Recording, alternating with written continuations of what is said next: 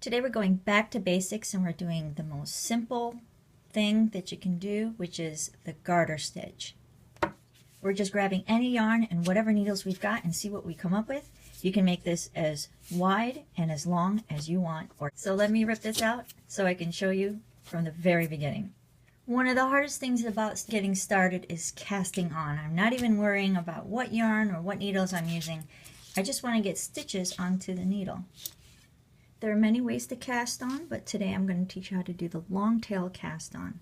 So the amount of tail that you need to give yourself before you start casting on is going to be the number of stitches equals 1 inch. For example, we're going to be putting 5 stitches onto the needles, so we need at least 5 inches. But in addition to that, I'm going to give myself another 6 inches. So if you were doing 10 stitches, 10 inches plus 6 inches, just to be safe. So let's start by putting a slip knot into our yarn, which is just making a loop and pulling another loop through it and tightening it up. And make sure that when you pull the working yarn side, that's the side that is slipping. So in other words, when you pick up your loop, pick it up from the working side of the yarn.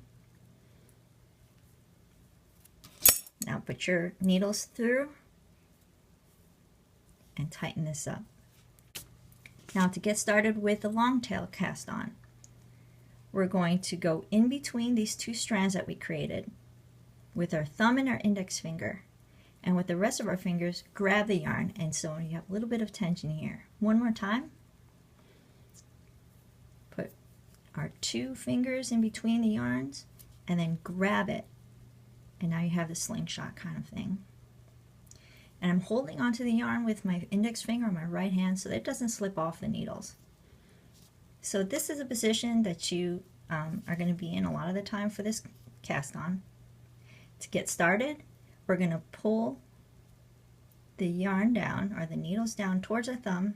We're going to go under and through this hole here created around the thumb. And then we're going to grab this yarn right here, scoop it up, going over it and pulling it through that hole, and then let go our thumb and then snug it up. I'm going to put my finger here so that it doesn't slip off and do the next stitch. And if you need to readjust, just same thing, put your index finger and your thumb through the 2 strands and hold on to it. It feels a little bit awkward at first. Spread your fingers apart so you have a slingshot. Bring your needles down. Go under and through this hole, this loop. Grab this yarn from your index finger and pull it down through the hole. It almost does it automatically when you turn your hand. Grab that, let go your thumb, and then use your thumb to snug up, and it makes it ready for the next stitch. Under, over, through. Snug it up. Under, over, through, snug it up. Let me show you one more time. Just going to take it out, show you what it looks like in real time. Under, over, through. Under, over, through. Last one I'll do slowly. Under, over, through, snug it up. And now we have 5 stitches on our needles. If you need to practice that, just keep ripping it out and redoing it. And once you got it and your stitches look nice and even, it's time to knit. So now we're ready to knit. Let's take this one needle out and learn how to hold the yarn so that we can start knitting. The way I do it is I put my pinky under the yarn, I flip my hand over, and I pick it up with my index finger. Okay, one more time. Close to the needle, pick up the yarn, and then scoop it up with your index finger, and that's what it'll look like. And then the rest of my fingers, I'm just going to grab the stitches, but make sure that your stitches, because you're going to be knitting like this, the stitches are facing downward. Okay? So this is the position you're going to have your hand in a lot of the time. Your index finger is creating tension in the slack here. All right, so let's move these stitches up to about 1 inch from the tip, and let's start to knit. Just do it once for now.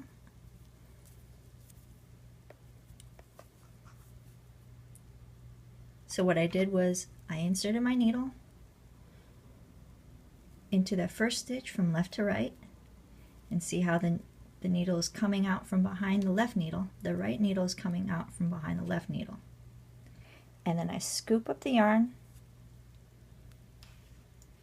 and then I hold it so that it doesn't slip off, and just pull it through. And now you can take this, always holding onto your stitches if it's slippery, and then pull it off the left needle. One more time. From left to right, and my left hand is holding on to this stuff too because it's all slippery. From left to right, insert your needle, grab the working yarn, pull it through the hole, and take it off the left needle. One more time. Left to right, grab that yarn, pull it through, and pull it off the needle. One more time. Hold on to that needle. One of the most frustrating things about knitting is dropping stitches. So hold on to this stitch, grab your yarn, secure that there, pull it through the hole, hold on to that, and now take it off the left needle.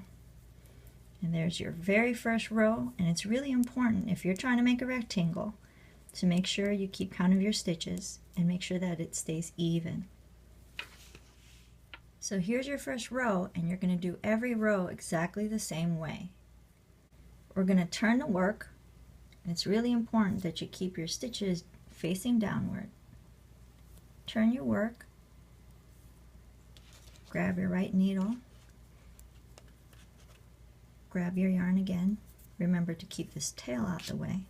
Grab your yarn close to the needle, pick it up with your index finger to create some tension. Make sure that this doesn't twist, and you should see 5 stitches on the needle with your yarn going towards the back. And now you can knit again, left to right,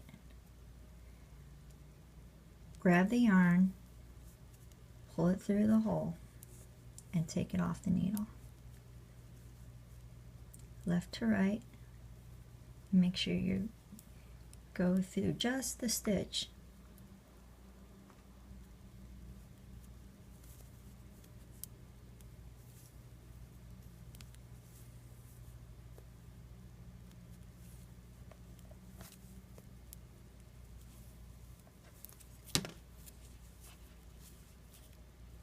There's your next row. Now the importance of turning your work, I'll show you in a second. If you turn it like this, or you end up, if you end up like this, you turn your work like this. Now you see there are 1, 2, 3, 4, what looks like 5, 6 stitches on the needle. That's only because your yarn is flipped out and it needs to go to the back. That is a common mistake that people make, and that's they end up increasing. Instead of knitting 5 stitches, they end up knitting 6, and then it gets wider and wider. But that's one common mistake. So try and keep track of how many stitches are on your needle or that are showing before you start your next row. So left to right, grab your stitch and pull it off.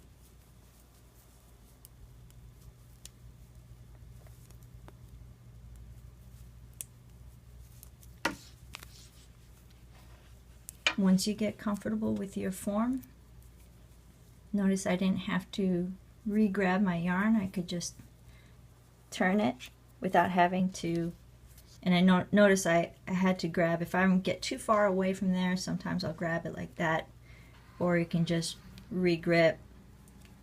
But the important thing is whatever is comfortable and allows the yarn to slide through your fingers. Okay.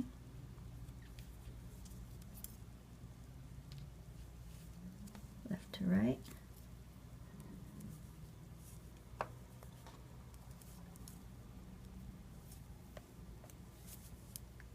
So when you knit every row, you end up with a stitch called the garter stitch. And it'll look like this. It'll have these little bumps, and it'll be completely reversible. It'll look the same on both sides, since you're knitting on one side and you're knitting on the other side. And just keep going until you have something to look at.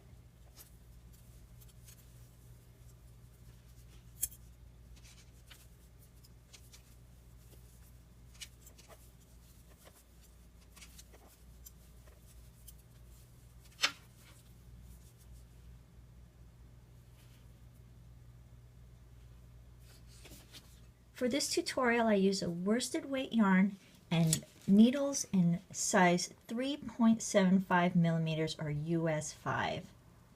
The more you practice, the more second nature it'll become. Any questions? Comment below.